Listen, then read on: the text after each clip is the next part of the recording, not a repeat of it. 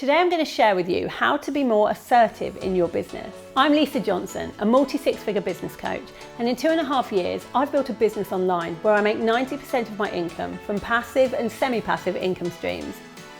A lot of my clients spend a lot of their time getting the right systems and processes and tech sorted in their business, and that's great. It's really hard being an entrepreneur in the early days when you do every job in your company yourself. Where they neglect to put any real focus though is on developing their personal skills for business and being able to deal with tricky or awkward situations and people. It's easy to fall into the trap of thinking that the tech and the processes are the stuff that will help you make more money by being able to do things faster, easier, more automated.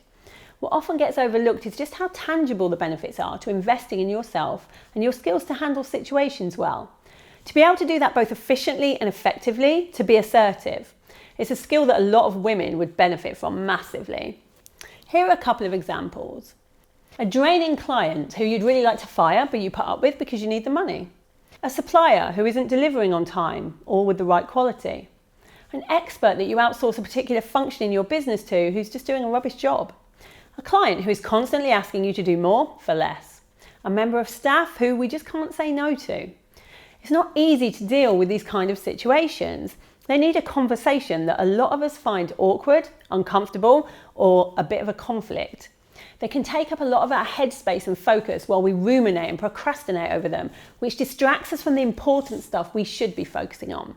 We put off having the conversation because we're worried in case it goes wrong. We catastrophize about what might happen and end up doing nothing except put up and shut up.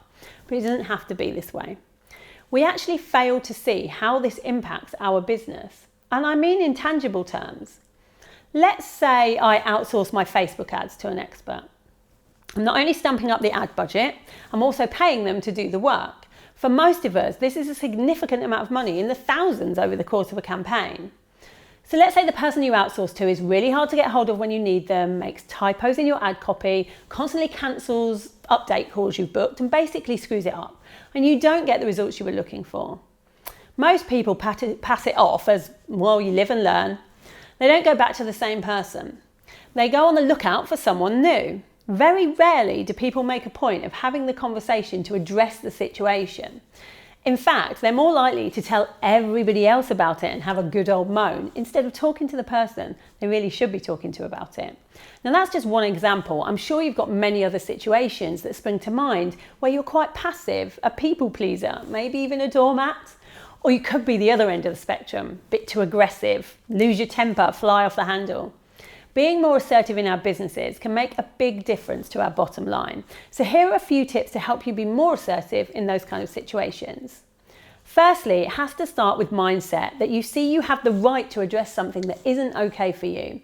You have to give yourself permission to pursue what's important for you.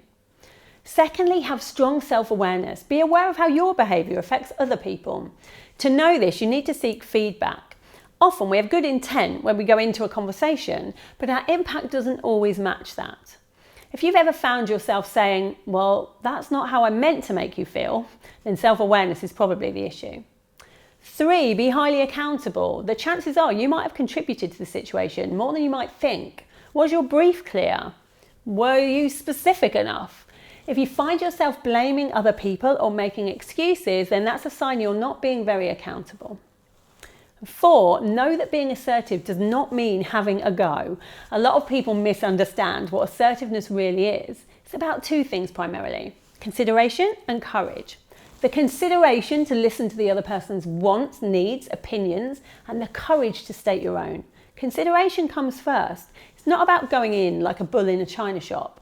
You may have come across a book, The 7 Habits of Highly Effective People by Stephen Covey. One of those habits was, first seek to understand, then be understood. Assertiveness is about listening and being curious first, so that you can understand what happened. Then once you understand, you can be specific, clear and direct with your needs, wants and opinions. This kind of approach will ensure that it doesn't become a conflict situation and you'll be able to resolve it quickly, effectively, with your integrity and credibility intact. Try out some of these things in your business and let me know how it works. If you've enjoyed this video, then make sure you subscribe below. And remember, if I can do it, you can do it too.